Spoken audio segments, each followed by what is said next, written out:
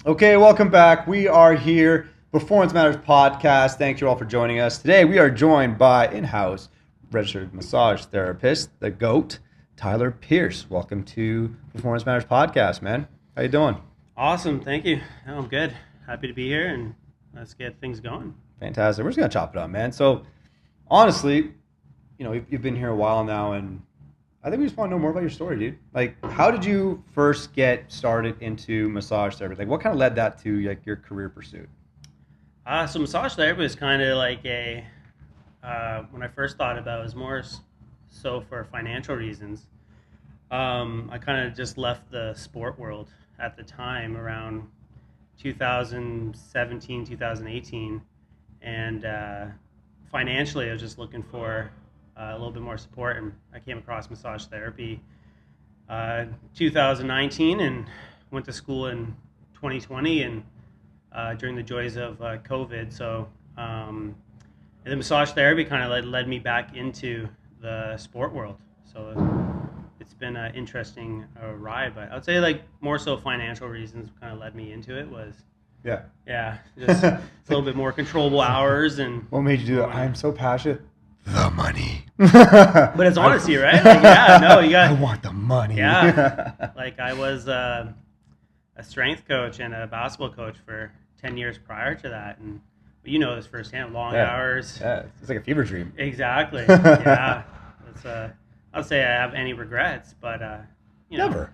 I think it's all well intentioned. Absolutely. I mean? It's all well intentioned. Like coaching, I think coaching in general, I would argue teaching and everything else. Anytime where you're in like a position where you're trying to help someone, at least from an educational standpoint or skill standpoint, it can be unforgiving sometimes.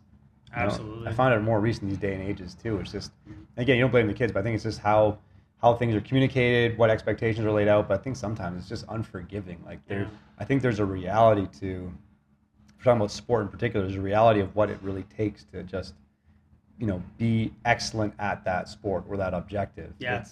And the problem is they don't like to talk about that. Like there is a dark reality to just being great at something. Sport, like to be honest with you, the higher levels you go, the more toxic it becomes. Not to say I would change anything. Like I love sport, and I get to meet and see some really cool things. But the higher up levels you go, it becomes more and more toxic. Like to be honest with you, like it's a cutthroat world in some cases. So once you come across that community that kind of supports you and you support their beliefs and whatnot, it becomes more and more critical as you move up the ranks, right? Yeah, no, I think it's definitely a balance, and I'm not saying old school is always the way. I'm not saying, but I find it challenging in these times as well, particularly with coaching. It's just there has to be a reality of this is what it is. Like I'm not saying it's right. I'm saying, but this is what it takes, right? Like. You don't go to Normandy on D-Day and expect not to get shot at, man. It's not a pleasant trip to go to France. Like it's not a beach trip. It's not a beach trip. Bullets are flying. If you go to war, they're gonna shoot back. So it's like, how do you prepare them for what the reality is to excel at something that, again, less than 1% of the population will ever get to experience, like really a championship feeling or a banner. So it's like you're gonna have to do, and that everyone thinks like elite athletes are crazy. It's like, well, I think they just have a really firm understanding of what it takes. Like they're not. They're very aware, very self-aware. They're very accountable, and they accept those terms, and then they push back on it. You know what I mean? They understand their limitations, and they understand their capabilities, and they understand how to kind of surpass those boundaries. Like they have a little bit better understanding, intrinsically and extrinsically, on how to kind of push that. And sometimes, unfortunately, you got to push the boundaries. You got to make yourself uncomfortable. If you really want to be the best at what you want to do, you got to be willing to sacrifice. Like we've talked about this before. Honesty is one thing that a lot of athletes can't take. Like, they like the idea of honesty. Yeah, they like the idea of honesty. Yeah, and all of a sudden, when honesty comes down the line, like they don't like the answer. Yeah, they don't like the answer. I've had quite a few conversations with athletes, even recently. In the junior college ranks, and you're trying to get into the U Sports and NCAA Division I, Division II levels, and you don't realize how big of a change it is, and trying to explain that to someone that There's genetic traits. There's psychological traits. There's even social aspects that like go into it. Being honest with someone is not easy, but if you want to get to that next level, you got to be willing to take that honesty and go with it. Yeah. One of our other coaches that we brought on the other day, they mentioned it takes courage to be upfront and be truthful. Because again, we know athletes respond to truth. They don't have to like it, but they tend to respond and respect the truth. Again, they don't have to like it. And again, just like you said, it's not always just that they like the idea of honesty and accountability, but when push comes to shove, are they able to essentially take what it takes to be and receive that truth, right? And it's not just sport; it's everything.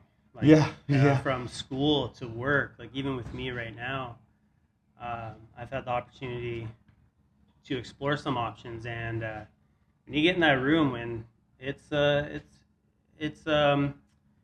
say like the best way to explain it is like it's show up or shut up. Like it's not a easy thing, but if you're willing to take that, face on, it can be pretty rewarding. Yeah. And I feel like that can go for everything, not just sport. Yeah, it's more just if something's like out of line there, it's like, hey, you don't have to be here, but this is not how we do things. Mm-hmm. So it's like get on board, but this is not how we do things. If that's what you're thinking, that's not how we do things. We do it this way. Yeah. As a group, this is what we believe in. You don't have to like it. Yeah. It's a right or wrong. I don't know what the textbooks tell you, but this is how we do it, and we're successful. Yeah. So if it ain't broke, I ain't fixing it. You know what I mean? So it's sometimes it's a different mentality, I say culture, but really it's a standard that's been set, and then the players, the athletes, everything believes it. But that's like a whole, that's a whole rabbit hole we can dive down into, and next thing you know, we're. Well, it's even tougher when you in the grassroots levels when you try to establish that standard. Not everyone has access to someone able to kind of set that standard. And then when they move up in the ranks, whether it be high school, club, college, university, those standards get much, much more stiff. There's very, very little wiggle room in some cases, and sometimes those standards change.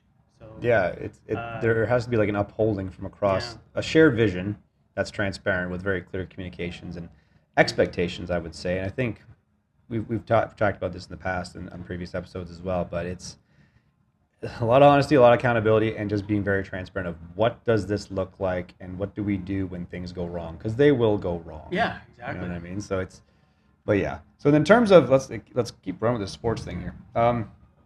We know, at least from the training realm, it's not what you do, it's what you can recover from.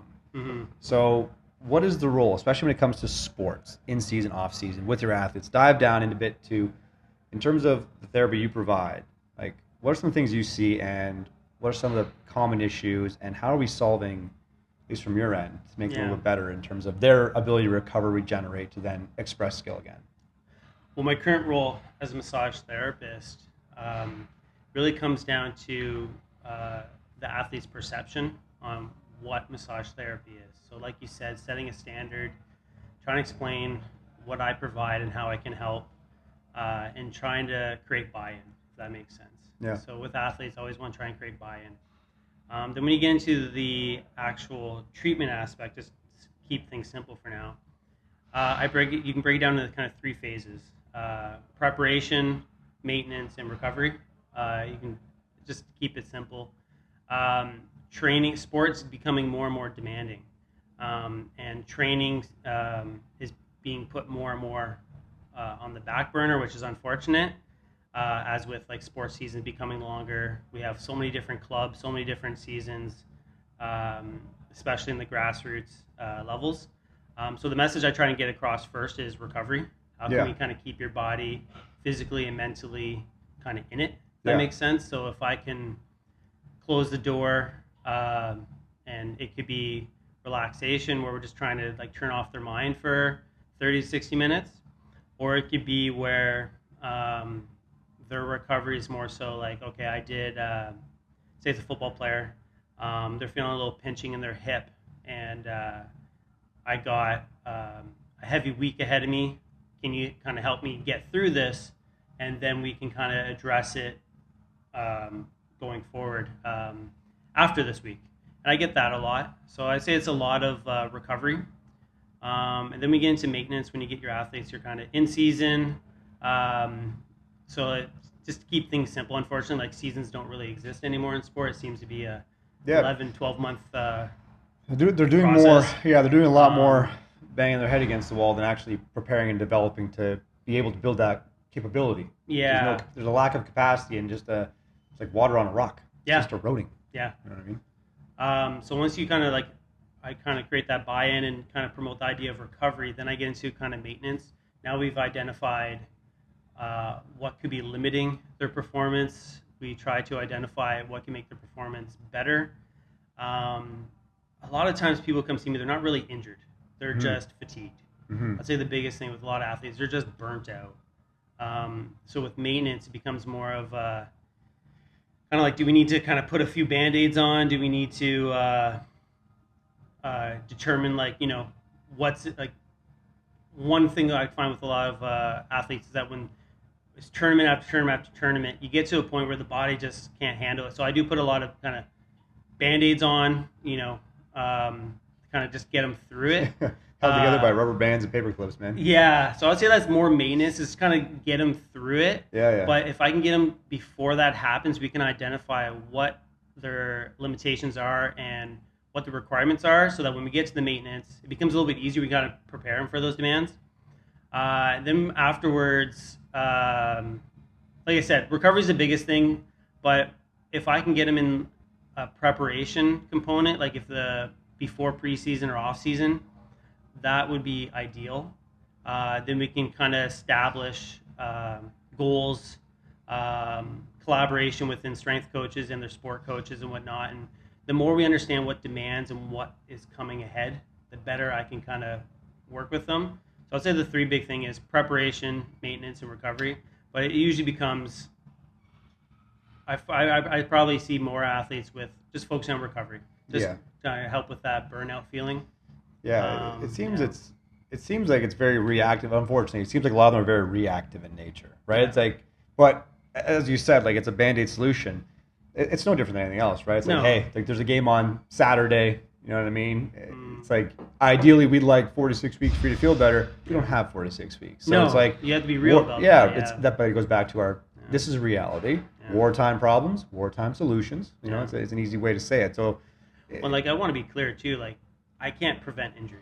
Nobody can. It's just no one. It's nobody, that's not a thing. Like the amount of money and research that goes into understanding injury and how to prevent it, it's a lot. And I can show you charts on just like a hamstring strain of like pages and pages on what goes into a hamstring strain or like a muscle pull. So I want to be clear. Like when I say preparation, like I try to educate people on more. So it's like I'm not trying to prevent injury. If we can, awesome. Like I'm not going to say no if there's a way we can do that. I would just say you're mitigating the risk. Or I try to explain to them that we're trying to create a system where early identification. So understanding the signs, what could lead to overuse or could lead to the potential. Like we do know some things, like female athletes are more prone to ACL injuries. So there's certain characteristics we can maybe, identify early on. But there's a reason why we have emergency rooms in hospitals. You can't prevent injury. No, of course not. Train wrecks happen, right? So I want to be clear, like I'm not coming from a preparation component where I'm trying to prevent something. I'm trying to prepare you for the possibility. Yeah, I don't think anyone would assume we could prevent. I think it's naive to think that anyone can prevent injury, which is why we believe in, if people are saying what's injury prevention, it's like I get where they're coming from. You're trying to speak the same language, but in reality, there's not a fucking chance in hell I can prevent from injury, man. Like you get struck by lightning tomorrow, I can't stop that. Like shit goes wrong. It's not a matter of if, it's when, and can you simply delay the inevitable and hopefully reduce the severity of when it does happen. So no, I get what you're saying there. So then, again, it's crazy because again, I think a lot of it too is just the education component. Like you mentioned, a lot of athletes maybe they don't know what massage is in terms of how does that help them for their sport, or how does it help them prepare or build some robustness for their sport. So I think, like I said, it goes back to a lot of reactivity. So what is that crucial education piece? Like, what are the most common misconceptions around massage therapy, specifically for sport athletes?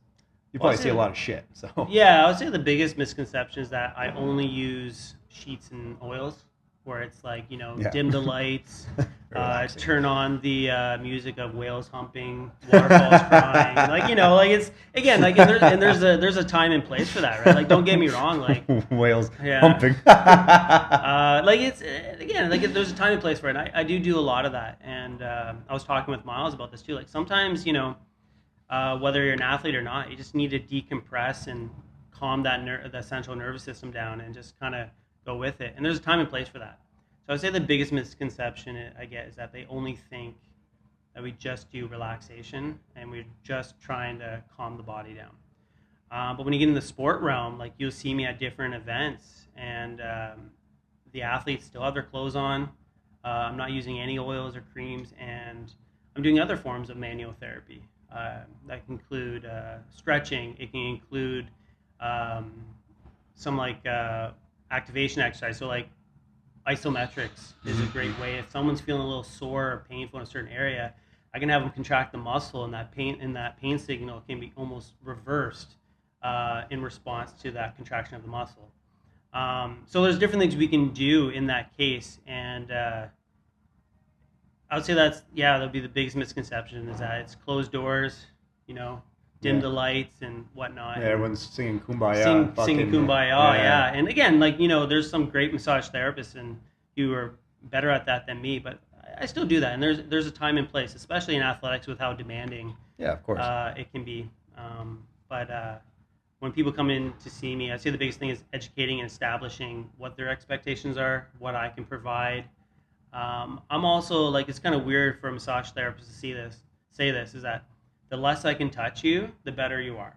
Because I want to try and establish autonomy. I want patients to feel like they're involved. I don't want them to feel like they have to rely on me. Yeah. And that I would say that's the biggest challenge is that communication aspect and their misconception. One modality I like to use is with cupping. Again, whether you like it or not, the evidence is inconsistent with it, but I do get some results with it, and patients are happy.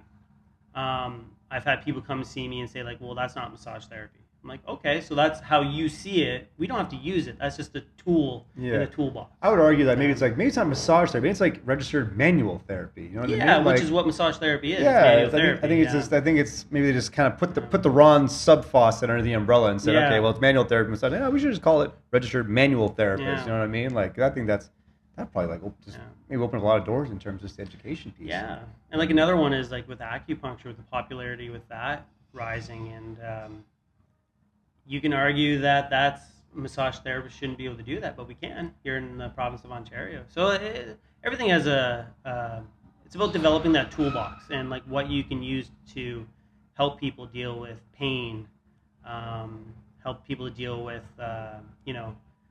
restrictions or whatever. I'd say the biggest thing people typically come to see me is that they want to get back to their active lifestyles. Yeah.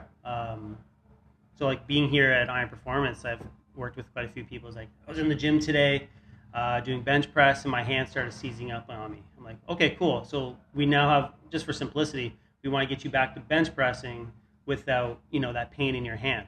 Here's what we can do, and then we lay it out. And so let's say that's a big thing I tend to deal with, is trying to get people back to being active. Yeah. I think it's changing from just the reactive component. So I'm assuming you probably see a lot more people that come to you from a reactive standpoint versus a proactive. So what would you say to those people that, again, you just kind of stack it on the misconception? What is the thing you'd say to them and say, well, actually, because you're feeling good now, doesn't mean we shouldn't, still keep in touch or, still have some things going on right now to get ready for what's to come. What would you kind of say on that? Well, I go back to the point where, in the past, I had the mindset where I had to help everyone, especially early on in my career. And, I quickly realized that's just not possible. I can't. If any therapist says that they have a 100% success rate, I would call them a liar. It's just, unfortunately, just when you're building relationships and different personalities and stuff like that, it doesn't always mesh, and that's okay. Yeah. So, the biggest message when people come see me when they've experienced complaints or whatever it may be they've been dealing with, they're more reactive. The first thing I try to do is I don't want to make them feel bad about it. I don't want them to make them feel like, oh, you should have come in, oh, you should have done this sooner, you should have done this, blah, blah, blah, whatever. I try and create the mindset where we got to look forward. We're here now. Now, how do we get there? Like, how do we kind of work with this? So, when say it's an injury or a complaint, let's say with the hand, someone comes in like, my hand hurts this and this. I'm like, okay, well, I really want to get back to bench press. I'm like, okay, so we know bench press is aggravating. Let's find out what else aggravates it. And then the biggest thing I've been really trying to change over the last few years is like, well, what can you do?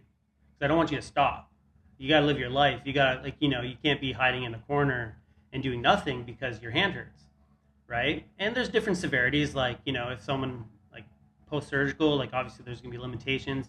But if someone just has like a sore hand, I don't want them to feel like they can't do anything. So we try and find out, well, what can you do? And I want you to focus on the stuff you can do while we take a break from the stuff you can't do, and then let me deal with that initially. And then over time, we want to start to reintroduce those things that you initially couldn't do, but I want you to get back to doing it. So like, I don't want you to create a fear of making it worse. And a lot of the times, like people just want, someone to say like, you're going to be okay. As weird as that sounds, like you're going to make it. Like this is, you've kind of blown this out of proportion. So I would say the big things when people come to me with like a reactive situation is I don't want to make them feel bad about it for waiting too long. Mm-hmm. I want to identify what they can do as well as what they can do, and then involve them in the treatment plan in a way where let me take care of this, you take care of that.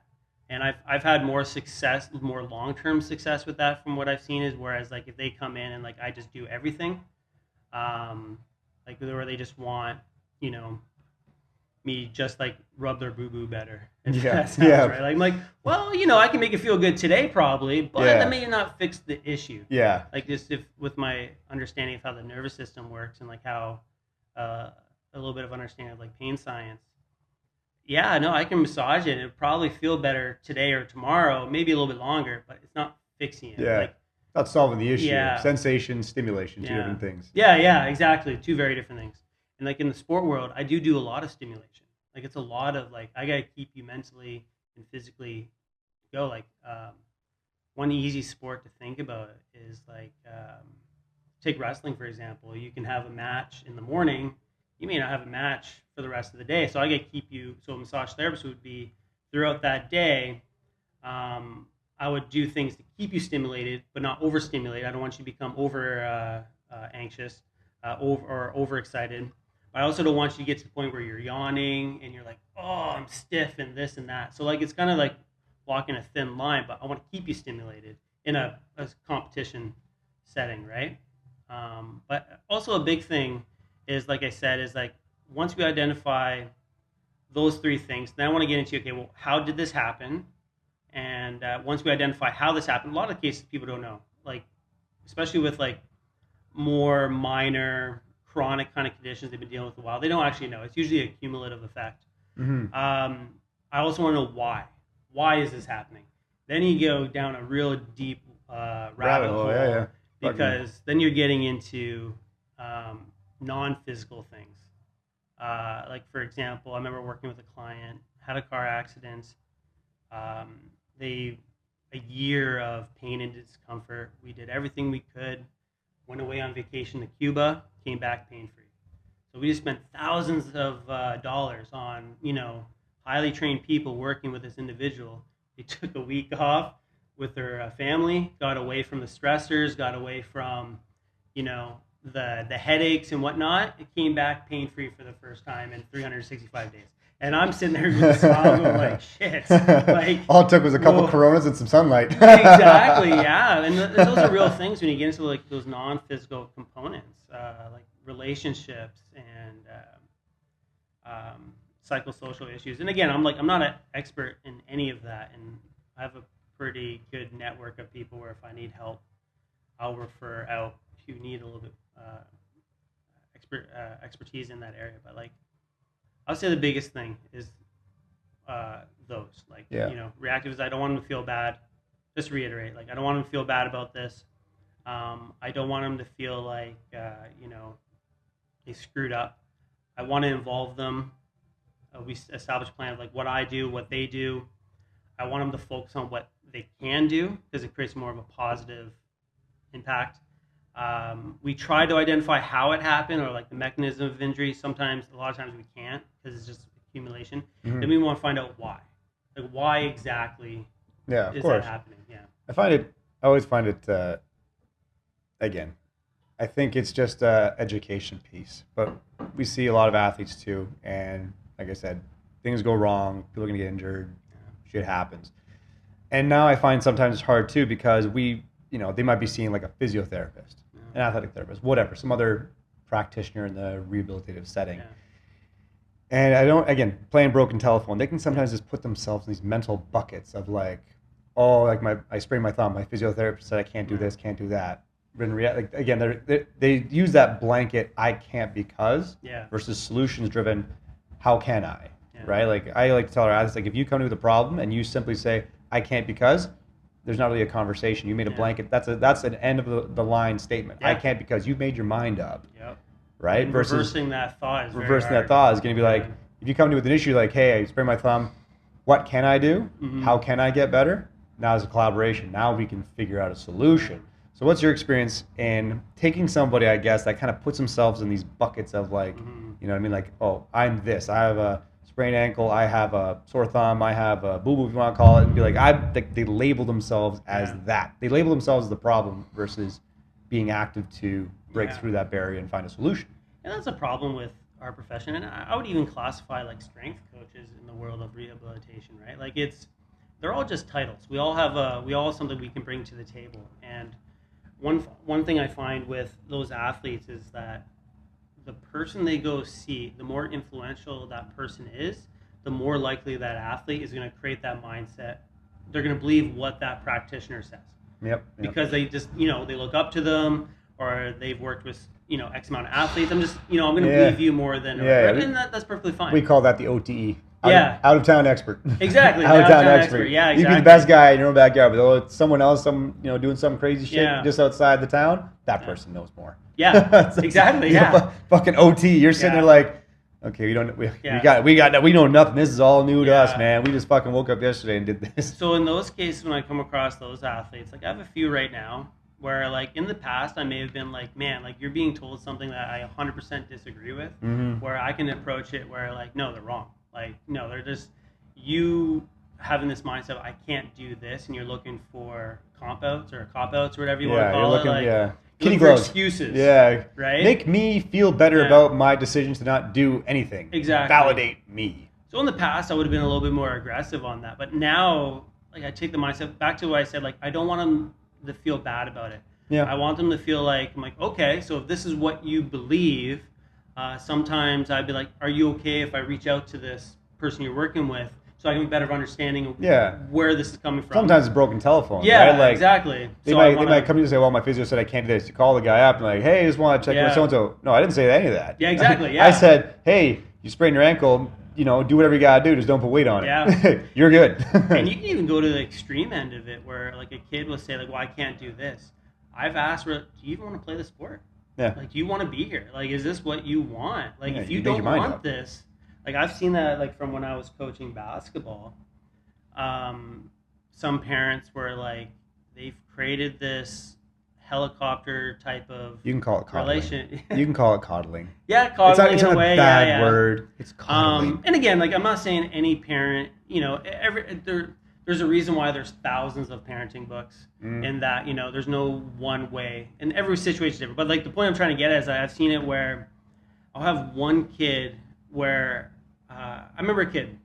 I was coaching a AAA club team, and I cut a kid. He was 6'7", U16, great kid, but he just did not have the physical and the ability to kind of like respond to adversity the way as the better kids did, right? The mental aspect, right? And I told him, like, you know what? I went up to him and said, like, do you even want to play? Like, do you want to be here? And I got a weird response, but when I cut him, my phone was going off the hooks. You cut a 6'7" kid for what? I'm like, he's not. First of all, he's not good enough. Like, it's great he's tall. Yeah. But we're at a level now where a kid who's 6'7" needs to be able to dribble, needs to be able to shoot, like as well as rebound and Yeah. set screen. Like, it's no longer like you're just big sit in the middle. Like I Yeah. need him to do more than Yeah. just stand there. So after my phone ringing like multiple times and talking with different people and what I did and trying to explain why I did it, I then finally spoke with the parent. Then everything kind of came to light. I'm going like, son of a bitch, like this kid doesn't actually want to play at this level, but the parents want him to. Yeah. Like again, I'm not in the room with him, I'm not in the conversation, but from an outside perspective, I'm going like, this makes so much more sense. I get it now. Now I get it, because like in now. the tryouts, the kid, like the effort wasn't the same as the other Yeah. kids. Like I had another kid who was 6'10", and That's tough. like again, like I said, like this is like trip. Like now Yeah, these are that's kids are like fucking- trying yeah. to go to the next level. Yeah, that's fucking jam. And Damn. don't get me wrong, he wasn't the most athletic kid, but he ran his ass off. Yeah, like he was a workhorse. he was like Man he gave was a damn. hustling. Yeah. He had the gas factor. Exactly. He You had know- the you know- mindset, like, and when things didn't go wrong. You know from what the gas factor is? Well, no, like. The give a shit factor. Oh, there you go. Yeah, You gotta- yeah, you gotta bring some gas, There boys. was The give a shit more factor. oomph, right? So, like, eventually that, like, and that was kind of like my first introduction to the idea of, like, asking an athlete, do you want to be here? Like, this is not easy. Yeah. Like, this is really, like, for coming from someone like me, I grew up playing basketball and football. I'm 5'7". Now, don't get me wrong. Like, I was in much better shape when I was trying to compete collegiately. But, like, there is a big difference when I'm on the court. I'm the point guard at 5'7", and the guy I'm competing with is 6'3", 6'4". Let's say, hypothetically, we both had the same skill, like, identical. That 6'4" athlete, if they have the, the give a shit aspect, the gas factor. the gas factor, I'm gonna lose. Like that's fact, right? No matter how hard I work or how good I am, if that bigger athlete has it, right? So like with this 6'10" athlete, we saw that. So I'm like, I want him. Yeah. Like I can teach him how to shoot. I can teach him Yeah. this. So that's another aspect. But with this other kid, it just didn't seem like he wanted to be there. And as the conversation went along, we quickly came to the conclusion like he was much happier in House League. He was much happier just shooting around with the boys. It's something awesome. Like, cool. Nothing wrong with that. Nothing wrong with that. Nothing wrong with that. It's like, hey, like you found your niche. It's like, Yeah. But we have to respect that there are levels to this shit. Yeah, yeah. You know what I mean? Like if you're serious, Yeah. like understand, like let's ask any university athlete, Yeah. any professional athlete, there are levels to this for a reason. Yeah. There's a reason why it's elite. You know what I And mean? it We all can't be elite, Yeah. man. Like And athletes are anomalies. Like I had a conversation with someone recently about this, and like when you get to the higher levels, they really are anomalies. And like when you get into like unnatural movements or asymmetry and stuff like that, like those asymmetry and those unnatural things is what makes them great. yeah. Like so, I'm not going to change that. Yeah. Ain't broke, don't fix it. So like back to the original, sorry, on the side tangent there, but like when an athlete has in their head that like I can't do this, I first want to find out like is this what you want? Like I'm the extreme. I have seen that. I also have found that culture plays a role. Like I've recently learned, depending on where you're from, the mindset. So I've recently learned athletes from like South America. Just from a colleague, like actually my preceptor, my supervisor in school was talking to me about this. She found that kids coming from South America for baseball, if they were hurt, they were like, no, I'm done. Like, I can't do anything. If I'm not 100%, I can't play. Whereas, like, right now, she's like, well, no, you can play. Like, we've ruled out the serious stuff. Like, it's going to be uncomfortable, but, like, you're here to play baseball. Just because you're not taking a step forward doesn't mean you're going backwards either. Exactly, You know what yeah. I mean? In some cases, if you don't take that step forward, right, it's not going to get better. When you experience like pain and discomfort and whatnot, the longer you kind of prolong that, it's almost like that becomes a new norm for your body. So we got to reverse that kind of that process when you get into like chronic pain and whatnot. So I want to find out, do they want this? And second, like, what is their background? How do they perceive injury? Like, this could be like this is what they've been taught their entire life. Yeah, it's n equals 1. If all you've ever done is sprain your thumb, that's a 10 out of 10. Exactly. But like, yeah. if you've had like broken your back or like done something crazy, a sprained thumb is like a 2. Yeah, You know exactly. what I mean? So Yeah, it's all relative to their perception of, what you perceive it as. Yeah. Then we go into like when you're in the sport world. Like I'm also talking like in a collegiate setting. I try and talk to the coach because they have a perspective, and also like, is there something that we can modify, like technique, equipment, whatever it may be, to show them that it's safe for you to do this. Now this is also assuming that they have an injury that is not serious. That's not like just they have in the mindset, I can't do this. So I get involved with the coach where like, is there anything we can modify? So like take a baseball player we work with he strained a muscle along the pinky side of the hand into the forearm, right?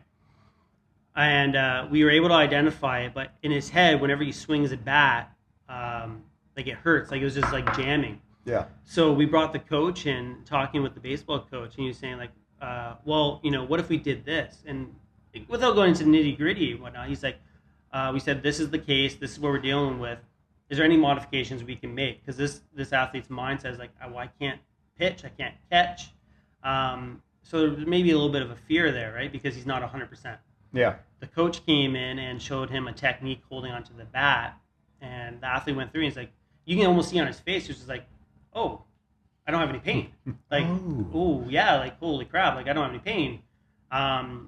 So like showing them that, giving them like that reassurance that it's not going to get worse. So in this case, bringing the coach on to show them like another technique with the bat, that like you're okay. Like we can get you through this.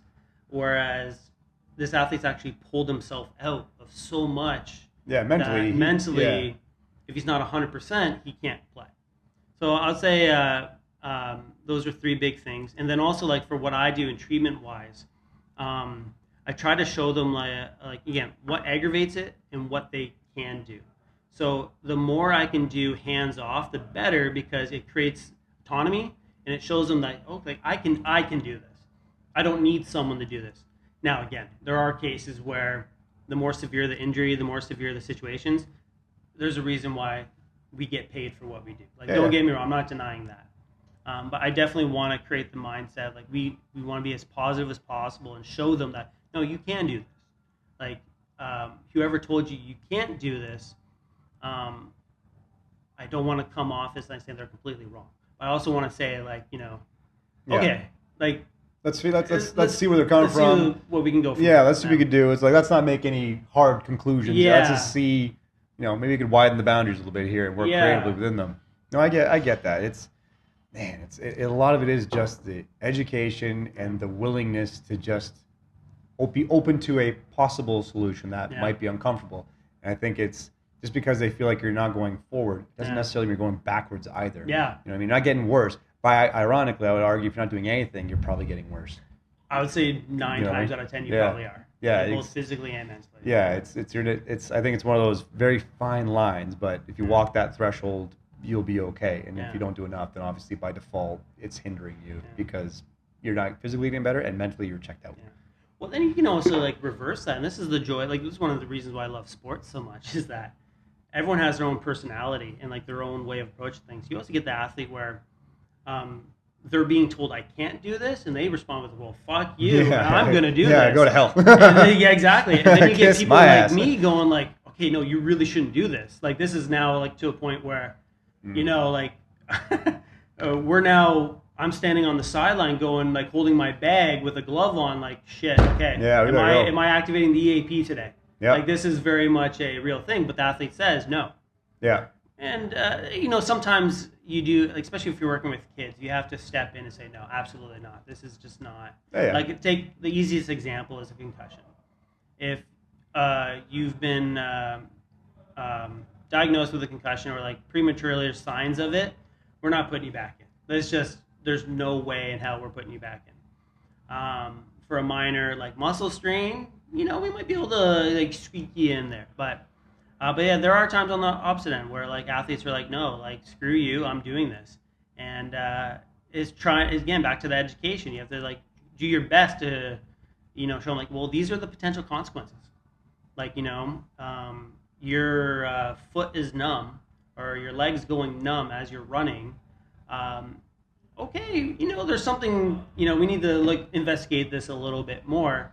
And we may not be able to do it today. We need you to step back, let us reevaluate, and then we'll progress forward. So there's times for that, right? And I'd much rather deal with an athlete telling me, fuck you, I'm doing this, than an athlete that tells me, well, I can't do this. Yeah, you'd rather have to pull back a pit bull on a leash than have to kick a chihuahua in the ass. Mm-hmm. You know what I mean? I'd rather be 100% do that. So then how do you kind of work with other practitioners? Because, again, maybe there's some crossover. There's probably some crossover. But like, for example, like athletic therapists versus physiotherapists versus chiropractors versus massage therapists. Like, how do we all kind of complement each other? And like, what are like those boundaries here? In Ontario, like you see a lot of crossover between a lot of the professions. Like I'll go to an event where it'll be a chiro, a physio, and a massage therapist, and maybe there's a sports MD there or whatever.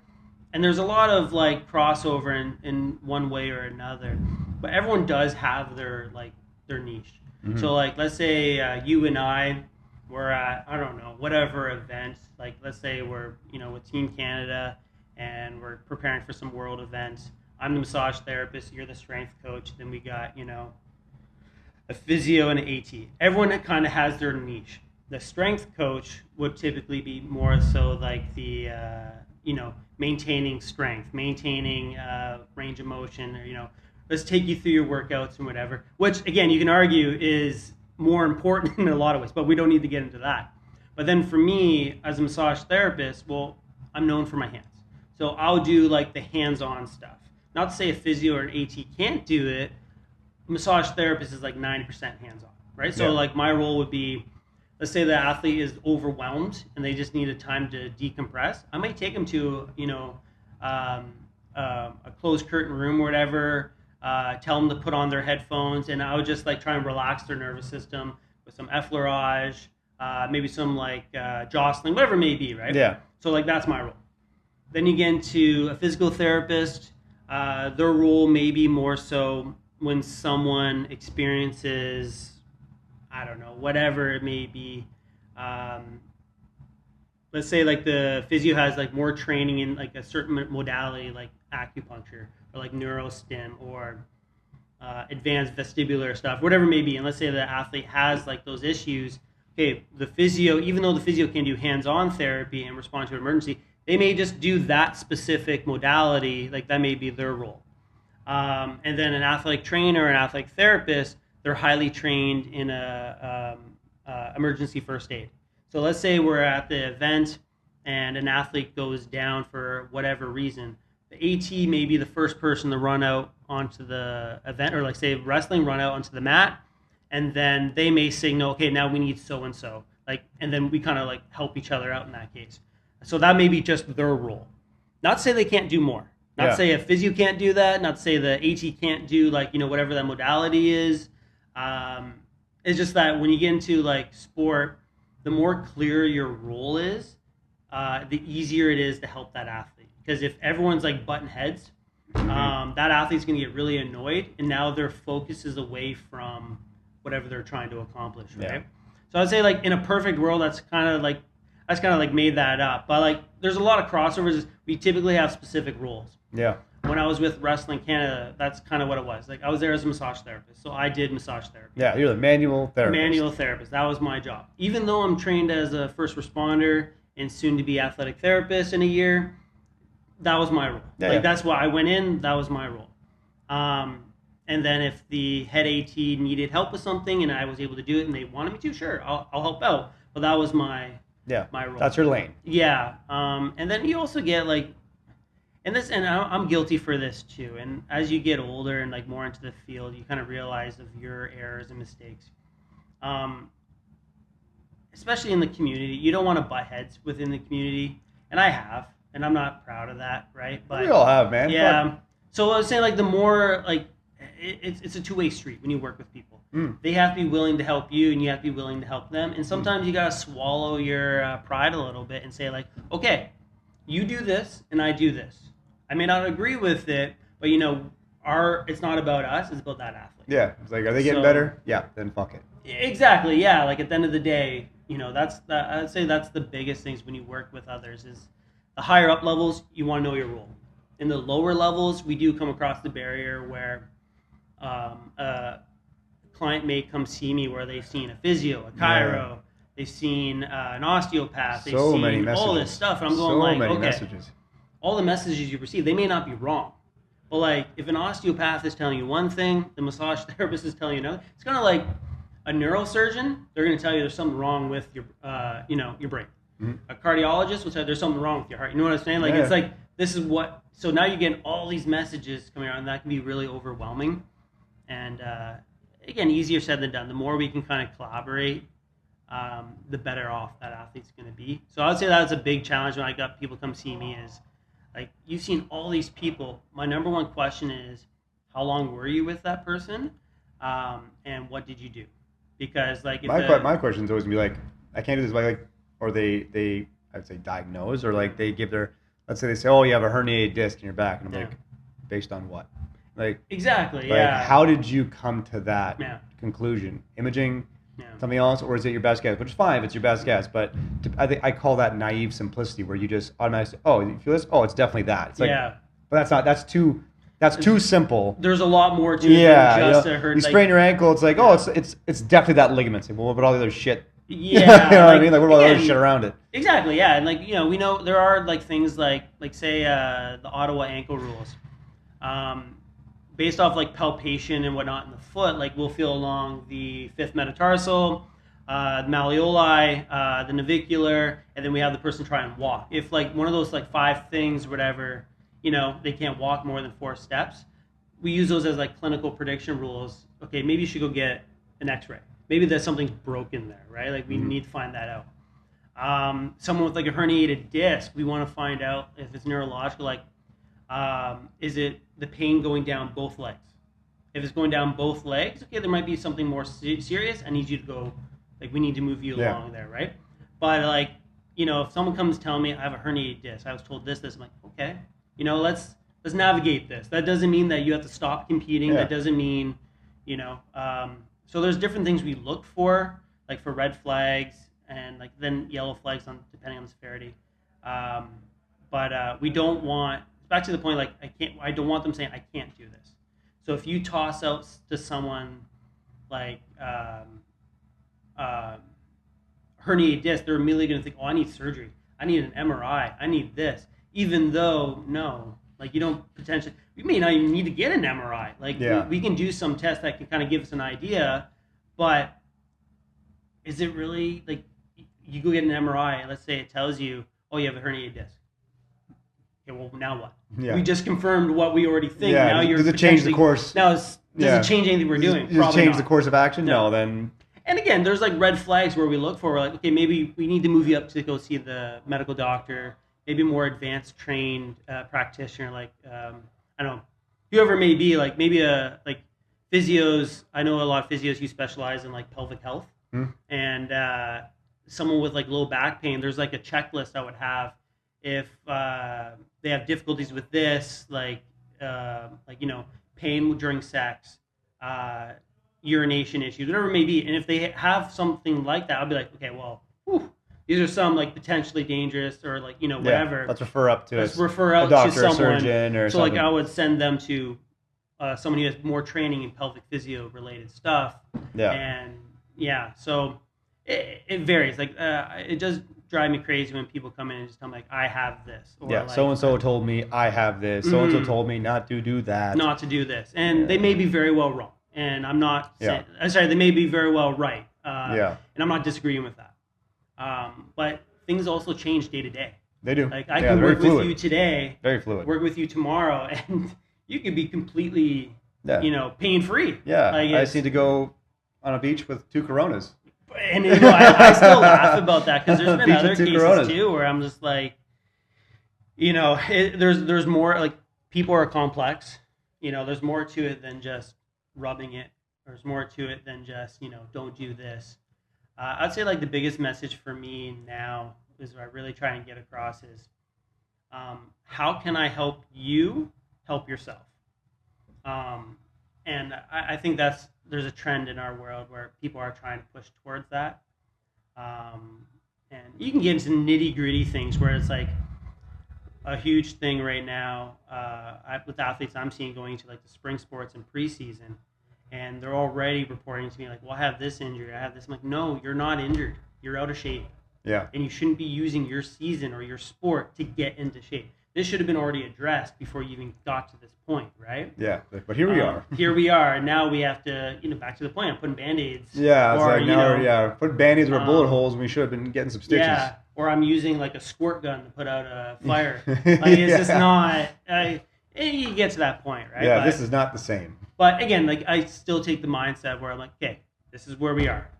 This is where we need to be. Yeah. How are we going to get there? Yeah, we're gonna piss with the dick we got. Yeah, exactly. And also, like, education, like, down the road. Like, you get a university athlete, they're probably doing 4 years. Youth sports usually 4 or 5 years, depending on their course load and whatnot, right? If I have you in the first year and we're addressing this, awesome. I'm happy to be dealing with this now in the first year, because second, third, and fourth, back to the education points, we can prepare for it. Yeah, N equals 1. You are 1. Yes, exactly. And don't get me wrong, like, nothing's perfect. And the more comfortable I become in imperfect situations, I find the better I can help people. Yeah, it's managing the chaos. Yeah, exactly. Managing the chaos with some elegant simplicity to hopefully have the most optimal outcome. Not perfect, just relatively optimal. Yeah, I would argue. Exactly. Yeah. Fantastic, man. Okay, cool. Hell, man, is there? We always like to finish off these things with a couple, let's go one fun question. If you could have dinner with any historical figure, dead or alive, who would it be and why? Man, there's so many people. Pick one. You have a hour and a half. I'll give you 2 hours. If you have a busy Brazza reservation at the Falls, you get a 2-hour window. So who is like one person you're going out for dinner with? Historical. John Wooden. John Wooden? Nice. Why? He's a leader. Like, I've read a few of his books. I've listened to him speak, and what I would like to be in my career, like going, like, if at the end of my career, if people can say I was known for that person who kind of like cared, or like was seen as like someone who helped. Like, I don't know how to word it or whatever, but like I felt like John Wooden was that. Like, you hear a lot of athletes like Kareem would talk about him. Like, he was just a leader. Like, he was just he could handle different personalities, and he looked out for your best interest. And I feel like at the end of my career, if people were saying like, I was known for looking out for other people's best interests, like I did what's best for them, without like, one big thing is like you also get is like, and I've been guilty for this too, is that we're always trying to progress our career. Sometimes in the athletic world, the practitioner will progress their career forgetting about the athlete. Yeah, get caught up in the bullshit. Get caught up in the bullshit where then we forget about the athlete. So I found John Wooden didn't do that. Like, he built success, and it always started with simple things like how to put on your socks to prevent blisters. Yep. So I'll say he'd be a pretty cool. That's a good one, man. Tyler, RMT, with the gas factor. How can people learn more about you, find out, contact you? Give yourself a little shout out here to where they can kind of network or connect with you. Yeah, so I'm here at Iron Performance Center, usually anywhere from like 2 to 4 days a week. You can find me on Instagram at Tyler Pearce Therapy. You can come into the gym, and I'm usually here. You can come say hi to me if I'm free. I love talking to people. That's probably the easiest way. It's like, simple. Look up IPC, and you'll usually find me here, or find my Instagram at Tyler Pearce Therapy. Damn, we're out here. Man, fantastic having you on. Thank you, Tyler. Remember, guys, we are on Spotify, YouTube, and Apple Podcasts, so make sure you like and subscribe to always get the latest from the PMP podcast. Tyler, thanks so much for coming in. We'll see you all next time.